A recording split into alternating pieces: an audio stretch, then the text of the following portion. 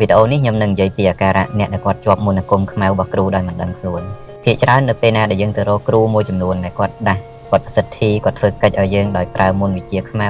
យើងត្រឡប់មកវិញគឺយើងមានជួបអាការៈចម្លែកទេប៉ុន្តែសួរថាអ្នកទាំងអស់ហ្នឹងដឹងខ្លួនអត់ភាគច្រើនគឺអត់ដឹងទេហើយគាត់តែងតែយល់ច្រឡំថាអាការៈហ្នឹងវាពាក់ព័ន្ធមួយជំងឺរបស់គាត់អញ្ចឹងខ្ញុំនឹងនិយាយបកស្រាយពីអាការៈហ្នឹងឲ្យបងប្អូនស្ដាប់ហើយហេតុអីបានអ្នកទាំងអស់គ្នាទៅជាប់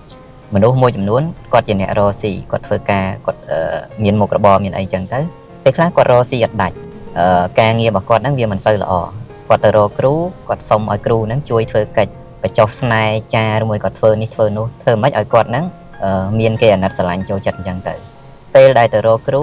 កិច្ចគឺយើងមើលអត់ដឹងទេថាវិជ្ជាដែលគេធ្វើចំពោះយើងហ្នឹងវាជាវិជ្ជាអីអញ្ចឹងអ្នកខ្លះគាត់ទៅរកចំគ្រូដែលរៀនវិជ្ជាឆ្វេងឬមួយក៏វិជ្ជាខ្មៅហ្នឹងគ្រូគេទៅជាបញ្ចុះស្នែព្រាយឲ្យគាត់ពេលដែលបញ្ចុះហ្នឹងជួនកាលគេចានៅលើខ្លួននៅលើមុខនៅលើស្បែករបស់គាត់ហ្នឹងនៅតាមទីកន្លែងផ្សេងហើយអ្នកខ្លះទៀតគេមានឲ្យជាប្រេងជាកមួនជារបស់របរយកមកលាបហើយអ្នកខ្លះទៀត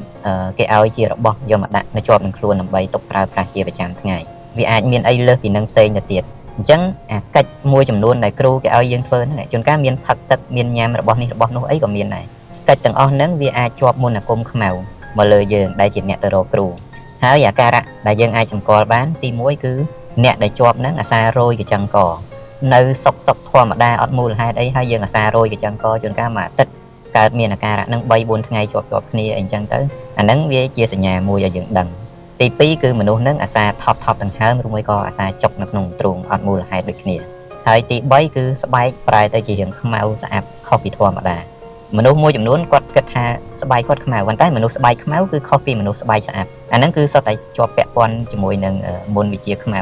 ហើយបើករណីធ្ងន់ធ្ងរគឺអ្នកខ្លះរហូតដល់បាត់រដូវទៀតអាការៈដែលបាត់រដូវហ្នឹងគឺខ្ញុំធ្លាប់និយាយនៅក្នុងវីដេអូកែពីមុនម្ដងហើយអ្នកខ្លះគាត់មានព្រាយនៅខ្លួនអាព្រាយហ្នឹងវាសង្ងំវាស៊ីឈាមរដូវវាធ្វើឲ្យរដូវរបស់គាត់មកអាខានខុសពីធម្មតាពីដំបូងគឺគាត់មកប្រកក្តីវាទៀងពេលវេលាទៀងថ្ងៃប៉ុន្តែដល់ពេលគាត់ទៅរកគ្រូឲ្យធ្វើកិច្ចហ្នឹងហើយគឺអាការៈដែលខ្ញុំនិយាយទាំងប្រមាណហ្នឹងវាកើតឡើងព្រមគ្នានៅក្នុងពេលតែមួយហ្នឹងហើយអ្នកខ្លះទៀតអាចមានអាការៈអាសាគេងរវើរវាយគេងយល់សពអាក្រក់គេងយល់សពរញ៉េរញ៉ៃមិនដឹងស្អីជាស្អីខ្លះទេអ្វីដែលខ្ញុំនិយាយរៀបរាប់ទាំងប្រមាណហ្នឹងអ្នកខ្លះគាត់អត់បានចាប់អារម្មណ៍ទេគាត់គិតថាជាជំងឺកើតឡើងដោយសារតែការងារដោយសារមុខរបររកស៊ីរបស់គាត់ប៉ុន្តែបងប្អូនអាចសម្គាល់មើលដោយខ្លួនឯងថាកាលពីមុនពេលដែលយើងទៅរកគ្រូគឺអាការៈហ្នឹងអត់មានទេប៉ុន្តែតាំងពីពេលដែលទៅរកគ្រូម្ដងហើយគឺកើតមានអាការៈហ្នឹងបន្តគ្នាមករហូតអ្នកខ្លះរហូតដល់ធ្លាប់ទៅរកពេទ្យព្យាបាលប៉ុន្តែពេទ្យមិនអាចព្យាបាលជំងឺនឹងបានទេដោយសារនេះវាពាក់ព័ន្ធជាមួយនឹងមន្តអាគមគឺតើតែការដោះការប្រសាទអាហ្នឹងมันអាច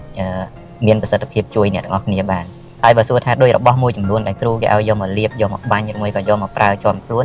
ពេលដែលយើងបោះចោលទៅវាបាត់អត់អាហ្នឹងបើសិនជាក្នុងករណីខ្លះគឺបាត់ឧទាហរណ៍ថាដូចជាយ័ន្តកថាស្អីមួយចំនួនដែលគេឲ្យយើងយកមកដាក់ក្នុងកាបូបហ្នឹងយើងយកទៅចោលឲ្យបាត់ប៉ុន្តែខ្លះទៀតគឺមិនបាត់ទេអាហ្នឹងគឺតើតែរកគ្រូឬមួយក៏មានរបស់សម្រាប់ប្រសាទមន្តអាគមហ្នឹងបានវាអាចដោះអ្វីដែលយើងជាប់ដោយសារគ្រូមុនបានអញ្ចឹងអ្វីដែលខ្ញុំនិយាយនៅក្នុងវីដេអូនេះបងប្អូនអាចសម្គាល់មើលដោយខ្លួនឯងបានថាទៅរកគ្រូហើយមានអាការៈដែលខ្ញុំនិយាយនឹងអត់បើមានអានឹងដោះស្រាយទៅព្រោះបើសិនជាអ្នកទាំងអស់គ្នាមិនដោះស្រាយទេគឺនៅជាប់អានឹងហើយអ្នកដែលជាប់មន្តវិជ្ជាខ្មៅរបស់គ្រូ